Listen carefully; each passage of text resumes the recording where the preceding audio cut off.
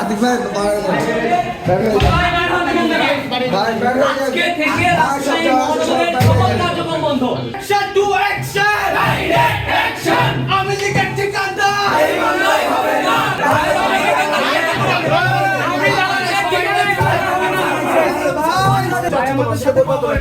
তোমাদের যদি মনে হয় যে আমাদেরকে তালাবদ্ধ করে দিয়ে বের করে দিলে তোমাদের ভালো লাগবে, তোমাদের মানে তোমাদের দাবি তো আদায় হবে, আমরা এখান থেকে চলে যাব।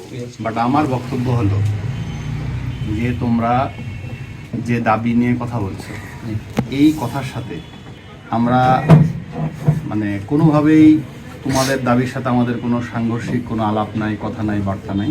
যদি আপনারা মনে করেন যে আমাদের দাবি যৌক্তিক এবং আপনারা যদি আমাদের সমর্থন করেন তাহলে আপনারা পদত্যাগ করে এই দল ত্যাগ করেন। যৌক্তিক অযৌক্তিক শুনুন, তাহলে আপনারা আমাদের লাস্ট অপশন হয় আপনারা দল ত্যাগ করেন, পদত্যাগ করে সবাই চলে যান, তাহলে আপনাদেরও বয়কট করতে হবে। ভাই আপনাদেরকে বয়কট করব।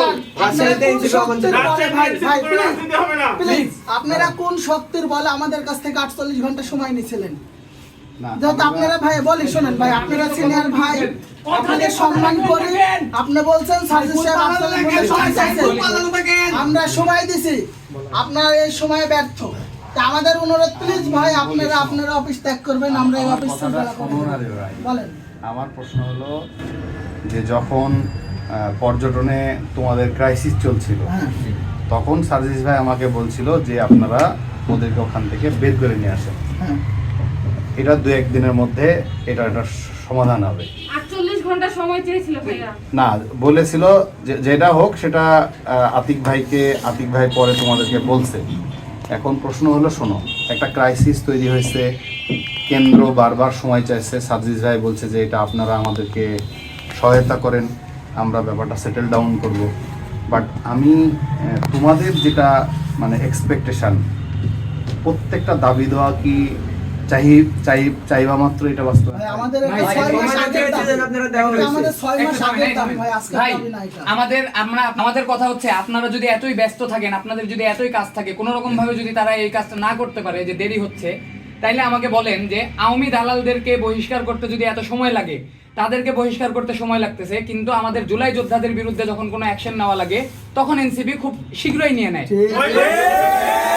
এখন একজন ব্যক্তিকে রাজশাহী জেলাতে কি বলে মনোনয়ন না নিয়োগকে কেন্দ্র করে আহ্বায়ক সম্ভবত সাইফুল ইসলাম, তাকে কেন্দ্র করে যে ঘটনাটা ঘটছে, এই ঘটনা তো আমরা ঘটাইনি বা এটা আমাদের চয়েস না।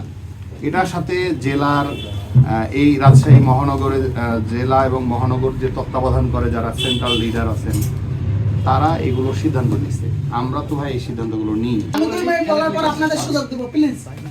বিষয় হচ্ছে আমার প্রশ্ন, আমি বিশ্লেষণ করি যে সাইফুল আপনাদের কি এত মধু দিছে যে সাইফুল ভাই আজকে কত টাকা দিছে? ভাই আজকে ভাই ইমরান ইমাম কত টাকা খাইছে আপনাদের এই কথা বলছিল? আরে দাঁড়াও বলতে ভাই, যখন সমন্বয় কমিটি দেয় আমরা সাইফুলের নাম দিয়েছি তখন থেকে প্রতিবাদ করছি। আমাদের প্রতিবাদের উপলক্ষে রাজশাহীতে আসলো নাসির ভাই, ফরিদুল হক ভাই, শারমিন মুনির আপু, ইমরান ইমন নিজে। আমরা এখানে তাদের লিখিতও বলছি এবং বারংবার বলছি যে সাইফুল আওয়ামী লীগ দোষর, আমরা ছবি দিছি, প্রুফ দিছি, সকল কিছু দিছি। দেওয়ার পর তাকে প্রধান সমন্বয়কারী বানাই দিল আবার। আমরা তখনও প্রতিবাদ করলাম। আমরা আমাদের উত্তর পাইছি ভাই। সাইফুল কি বলতেছে আপনাদের যে বারবার ওকে আহ্বায়ক করা যাবে, ও সারা রাজশাহী জেলা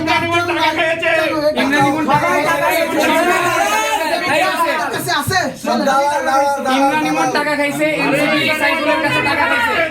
ভাই আমরা মহানগর টাকা খাইছে, সব পকেট ভারী করে চুপ করে আছে, সব পকেটে ঢুকাইছে। ভাই আমরা এনসিপি কে ভালোবাসতাম, সেই ভালোবাসার জায়গা থেকে আমরা 2 দিন সময় দিছিলাম। আমেন, আমরা এনসিপি কে ভালোবাসতাম, সেই জায়গা থেকে আমরা 2 দিন সময় দিছিলাম এনসিপি কে। এনসিপি তাদের কার্যক্রমে ব্যর্থ হয়েছে, বাস্তবায়ন করতে পারেনি। তারা যে কথা বলে আমাদেরকে শান্ত করছিল, আমাদেরকে আশাহত করেছে এবং এই আওয়ামী দালালকে তারা তাদের কমিটিতে রেখে দিছে। এখন আমরা আর কোনো কথা শুনতে চাই না।